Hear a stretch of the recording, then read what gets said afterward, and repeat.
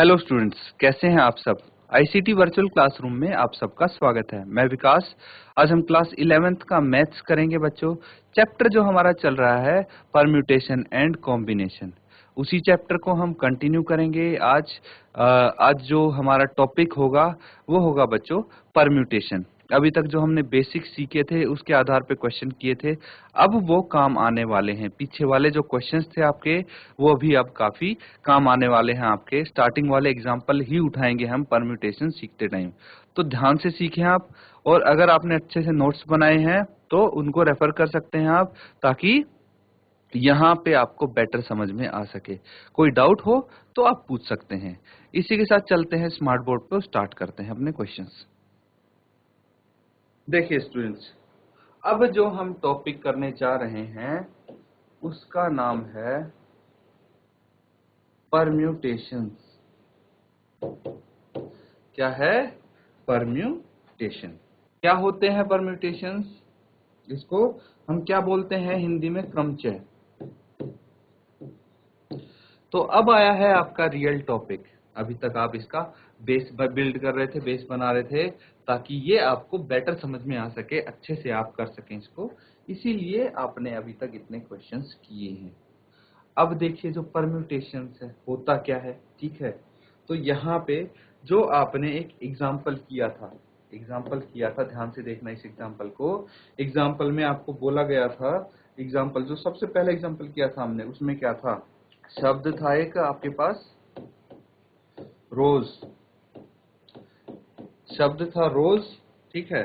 इसके अक्षरों में, शब्द रोज के अक्षरों से अर्थपूर्ण,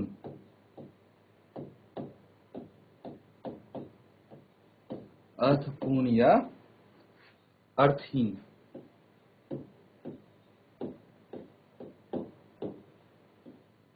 अर्थपूर्ण या अर्थहीन बनने वाले शब्दों की संख्या।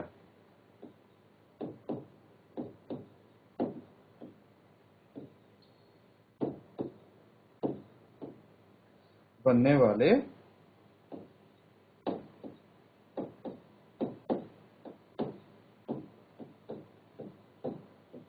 संख्या ये आपको निकालनी थी, ठीक है। अर्थपूर्ण या अर्थहीन बनने वाले शब्दों की संख्या निकालनी थी। कैसे निकालते थे आप इसकी? अगर शब्दों की आपको संख्या निकालनी होती है तो आप इस प्रकार निकालते हैं कि भाई 4 इंटू 3 इंटू 2 इंटू 1, ऐसे ही निकालेंगे। क्यों? क्योंकि देखिए जो वर्ड रोज है उसमें कितने प्लेसेस हैं? 4 प्लेस हैं। तो पहले पे 4 पॉसिबिलिटी आ सकती थी, दूसरे पे 3, तीसरे पे 2 और पहले पे 1 पॉसिबिलिटी आ सकती थी। इसीलिए इसका आंसर कितना आएगा आपका? इसका आ जाएगा, इन सबको मल्टीप्लाई करेंगे, गुना करके आ जाएगा 24। ठीक है, ये क्लियर है। अब इसी तरह अगर मैं बात करूं कि भाई यहाँ पे एक शब्द है नंबर, ध्यान पूर्वक देखिए इसको, बहुत ही जरूरी चीज है ये। अब यहाँ से इनका एग्जाम्पल मैं आपको रिवाइज करवा रहा हूँ, उसके बाद हम परम्यूटेशन से इसको निकाल के देखेंगे कि हमारा आंसर कैसे सेम आता है, ठीक है। परम्यूटेशन में एक फॉर्मूला आ जाता है, वो हम यहाँ पे करेंगे। तो देखिए यहाँ पे हमारे पास एक शब्द है, वर्ड है नंबर, नंबर है, ठीक है। इसके शब्द नंबर के 3 अक्षर,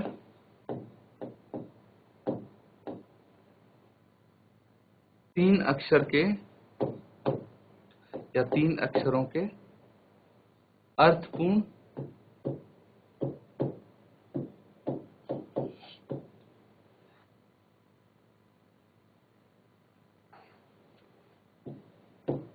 या अर्थहीन,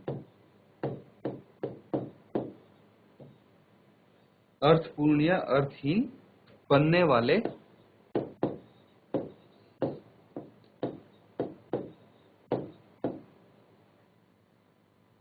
शब्दों की संख्या।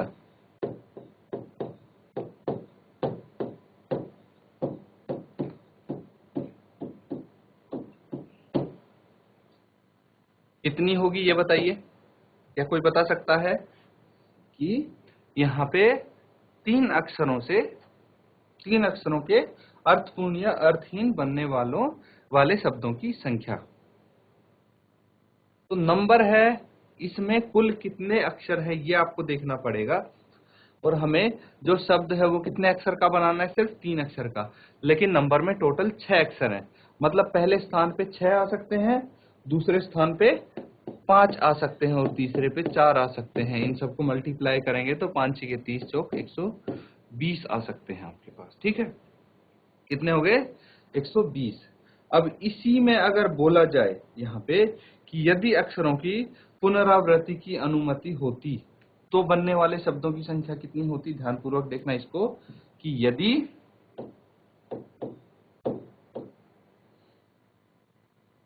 अक्षरों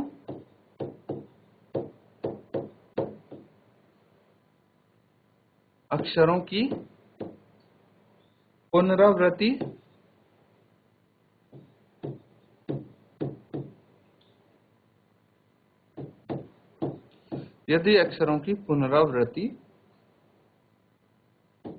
की अनुमति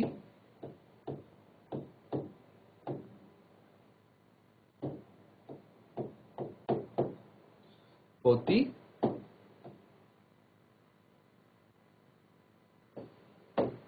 तो बनने वाले शब्दों की संख्या।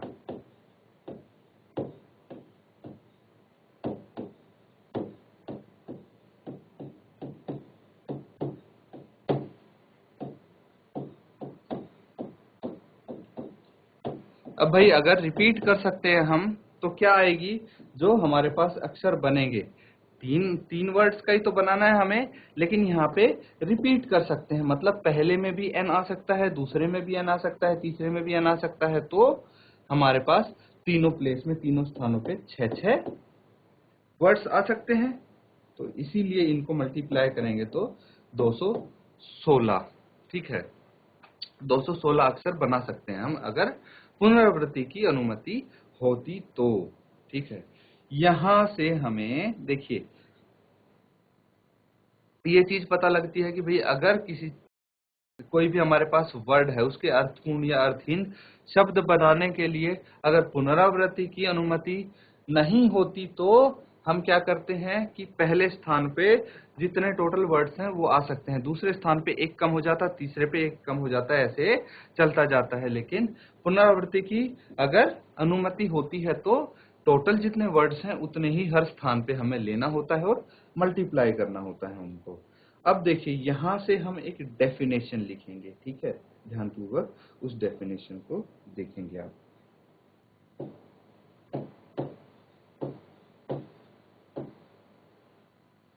क्रमचय एक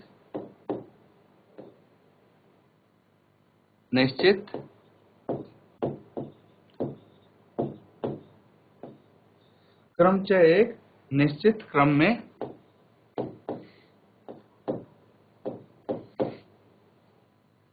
बना विन्यास है,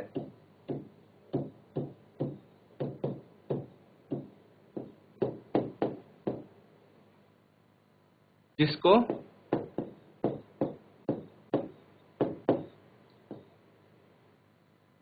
दी हुई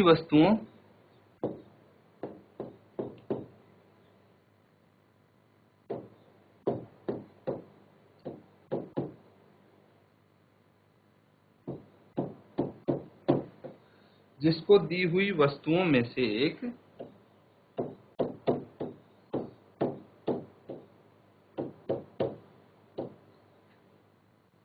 एक समय में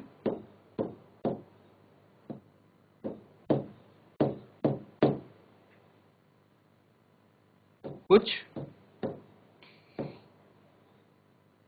या सभी को लेकर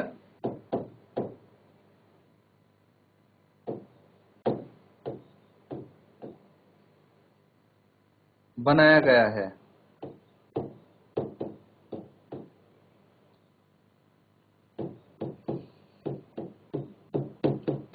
तो बेसिकली यहाँ पे हम परम्यूटेशन के बारे में जानना चाह रहे हैं, उसकी डेफिनेशन क्या है। तो परम्यूटेशन यानी क्रमचय क्या है? एक निश्चित क्रम में बना विन्यास है जिसको दी हुई वस्तुओं में से एक समय में कुछ या सभी को लेकर बनाया गया है। ठीक है, जैसे कि एग्जाम्पल नंबर है हमारे पास,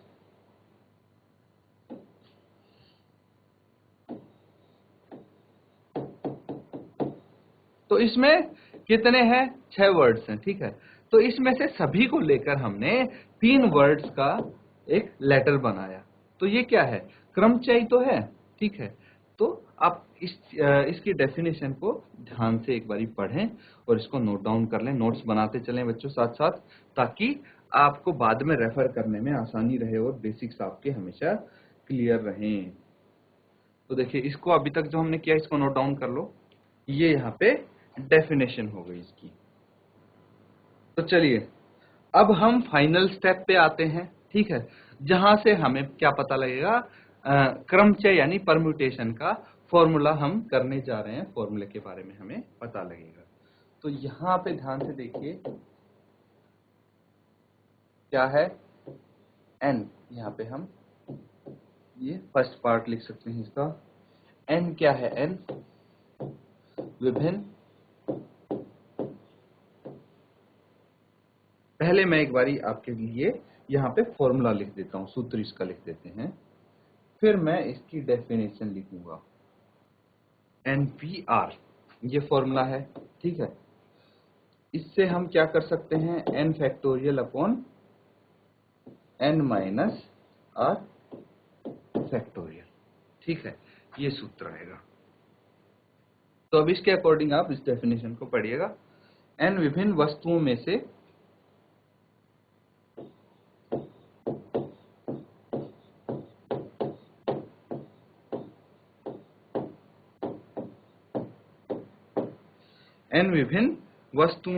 एक समय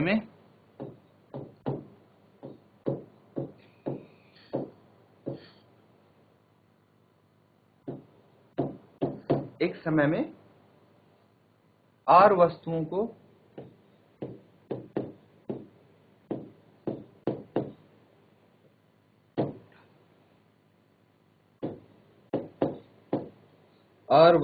को लेकर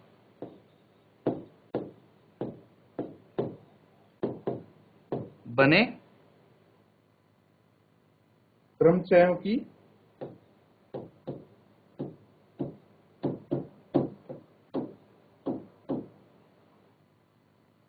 संख्या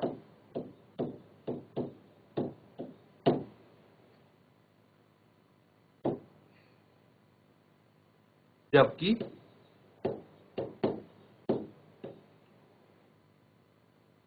वस्तुओं की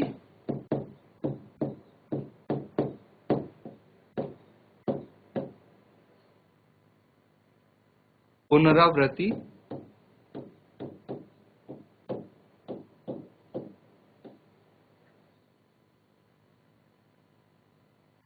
नहीं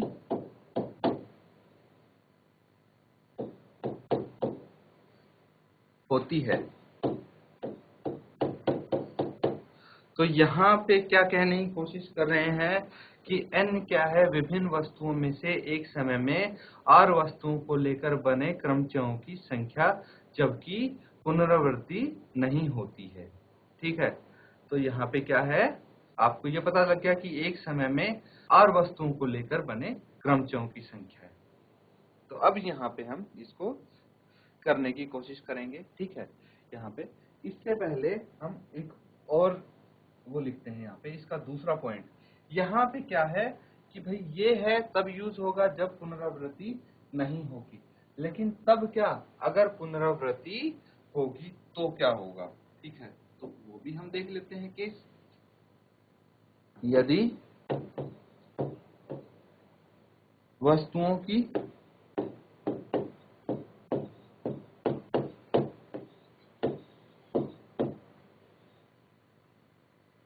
पुनरावृत्ति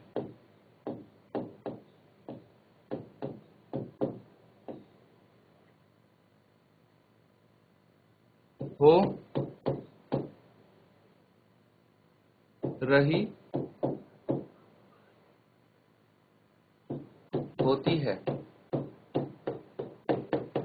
तो अगर वस्तुओं की पुनरावृत्ति हो रही होती है तो आप क्या करेंगे, तो यहाँ पे फॉर्मूला हो जाएगा n की पावर r, n के ऊपर घात r।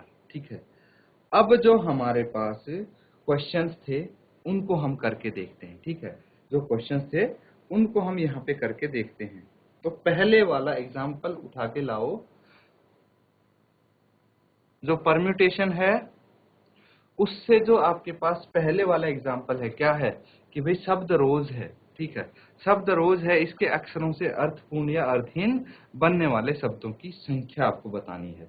तो यहाँ पे देखिए टोटल वर्ड्स कितने हैं, 4 हैं। ठीक है, टोटल वर्ड्स कितने हैं, 4 हैं। तो यहाँ पे आप क्या लिखेंगे, तो देखिए यहाँ पे n कितना हो जाएगा, ये भी 4 और r भी 4 हो जाएगा, क्योंकि टोटल वर्ड्स 4 हैं और 4 ही हमें बनाने हैं। ठीक है, क्लियर है। तो यहाँ पे अगर हम ये फॉर्मूला लगाते हैं, अगर हम ये सूत्र लगाते हैं तो किस तरह से आप कर पाएंगे इसको, n टी आर, यही सूत्र लगाएंगे। तो देखिए मैं डायरेक्ट यहाँ पे लिख रहा हूँ, n कितना है, n 4 है तो 4 फैक्टोरियल बटे n 4 है माइनस r भी 4 है तो इसका फैक्टोरियल आप लिख देंगे। 4 का फैक्टोरियल कितना आएगा, 4 इंटू 3 इंटू 2 इंटू 1 बटे 4 माइनस 4 0 फैक्टोरियल होता है। और 0 फैक्टोरियल कितना होता है, 1 होता है, सबको पता है। इसको मल्टीप्लाई कर लो, 4 से 12 दूनी 24, तो 24 बटे 1 आ गया, मतलब 24 आ गया। ठीक है, 24 कॉम्बिनेशन ही तो आए थे, आप देख सकते हो। वापस से पीछे चलते हैं और अभी हमने किए थे, तो ये देखिए 24 कॉम्बिनेशन आए हैं और वहां भी 24 आए हैं, अगर हमने परम्यूटेशन वाला फॉर्मूला लगाया है तो अब बोल सकते हैं यहाँ पे कि अब हम सूत्र की मदद से करने वाले हैं इन क्वेश्चंस को, फॉर्मूलों की मदद से ही हम यहाँ पे ये क्वेश्चंस करेंगे। ठीक है, अब देखिए यहाँ पे अगर रेपिटेशन अलाउड होता तो, ठीक है, अगले में चलते हैं। वर्ड है हमारे पास रोज। ठीक है, रोज है, अगर पुनरावृत्ति की अनुमति होती, यहाँ पे r कितना है, 4 है, n कितना है, 4 है, पुनरावृत्ति की अनुमति होती तो हम ये फॉर्मूला लगाते, n की पावर r यानी 4 की पावर 4। तो कितना आ जाएगा, 4 की पावर 4, ये आ जाएगा 256, 256।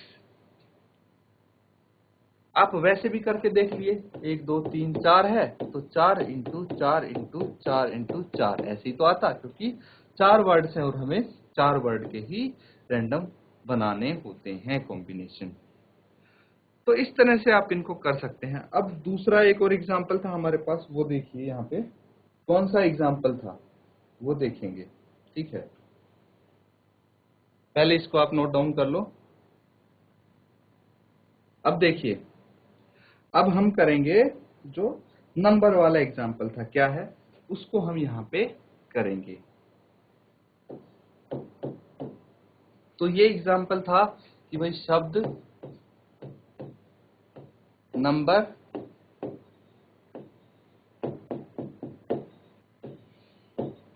के अक्षरों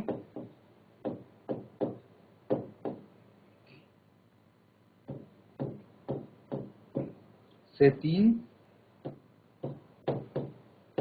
अक्षर के अर्थपूर्ण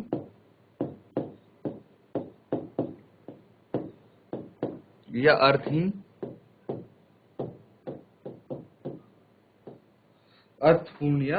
अर्थहीन बनने वाले शब्दों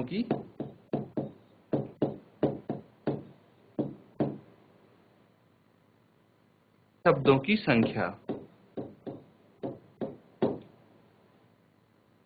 तो यहाँ पे आप देखिए, पता लगाइए कि n कितना है और r कितना होने वाला है यहाँ पे। तो अगर आप देखेंगे तो n कितना होगा, बताइए मुझे। तो यहाँ पे n तो 6 है, क्योंकि जो टोटल नंबर है वो कितना है, 6 है। देखिए नंबर में टोटल वर्ड्स कितने होंगे, 1 2 3 4 5 6, तो n कितना हो गया, 6 हो गया। r यहाँ पे कितना होगा, तो यहाँ पे आपको 3 अक्षर का शब्द बनाना है, तो r यहाँ पे 3 हो गया। क्लियर है। n 6 है, r 3 है। अब इसको आप सूत्र की मदद से करेंगे तो कैसे करेंगे? n p r, यही सूत्र है, और इसको आप फॉर्मूला यहाँ पे लगाएंगे तो n फैक्टोरियल बटे n माइनस r फैक्टोरियल, यही होगा। तो इसका बताइए मुझे यहाँ पे सॉल्व करके क्या आंसर आएगा? आप कमेंट्स के माध्यम से बता सकते हैं या फिर आप हैंड रेज करके अपना आंसर बता सकते हैं। तो यहाँ पे वैल्यूज रख देंगे बच्चे हम, ठीक है। n की वैल्यू है 6 फैक्टोरियल बटे 6 माइनस 3 और इसका फैक्टोरियल। इसको सॉल्व करेंगे तो 6 फैक्टोरियल पहले एज इट इज लिख लीजिए आप, 6 माइनस 3 फैक्टोरियल हो जाएगा। मतलब अगर 6 फैक्टोरियल को हम 6 इंटू 5 इंटू 4 इंटू 3 फैक्टोरियल बस यहाँ तक लिखते हैं और नीचे 3 फैक्टोरियल है, ये कैंसिल आउट हो जाएगा। इनको आप मल्टीप्लाई करके लिख लीजिए तो 6 पंजे 30 इंटू 4 120 आ जाता है, ठीक है। अब वापस से हम देखिए क्वेश्चन पे चलेंगे जब हमने पहले किया था। यहाँ पे देखिए कि कितना आया है, 120 आया है। कब आया है? जब रिपीटेशन या फिर पुनरावृत्ति की अनुमति नहीं होती। लेकिन पुनरावृत्ति की अनुमति होती है तो हम कौन सा फॉर्मूला यहाँ पे लगा सकते हैं? ये देखिए 120 आया है, लेकिन अगर पुनरावृत्ति की अनुमति होती तो आप क्या फॉर्मूला लगाएंगे? n की पावर r लगाइए और बताइए क्या आंसर आएगा। तो यहाँ पे आप लिख सकते हैं यदि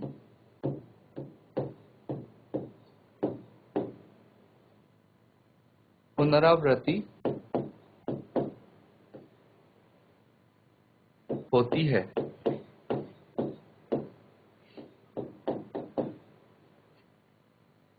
तो भी यहाँ पे n तो 6 है और r 3 होगा, तो क्रमचयों की संख्या कितनी होगी?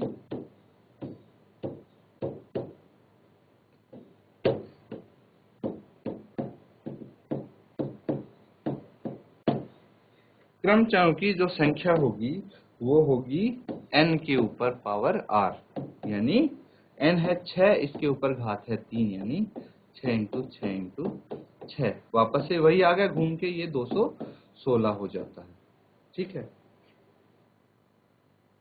तो अभी हमने इसके फॉर्मूला सीख लिया परम्यूटेशन का, ठीक है। इस पे हमने कुछ एग्जाम्पल किए हैं, इनको आप अच्छे से करो, अच्छे से नोट्स बनाओ इनके और रिवाइज जरूर करना बच्चों। फिर हम आगे कुछ क्वेश्चंस करेंगे इसके। तो बच्चों अभी जो हमने एग्जाम्पल्स किए हैं, थ्योरम की हैं परम्यूटेशन के ऊपर बेस्ड, तो उम्मीद है वो आपको अच्छे से समझ में आ रही होंगी और आप प्रॉपर नोट्स बना रहे होंगे। तो आप इनको घर से भी जरूर एक बार रिवाइज करके आएं ताकि अगले जब हम क्वेश्चंस करें तो आपको अच्छे से वो क्लियर हो जाएं। इसी के साथ आज का सेशन खत्म करते हैं। Thank you and have a nice day.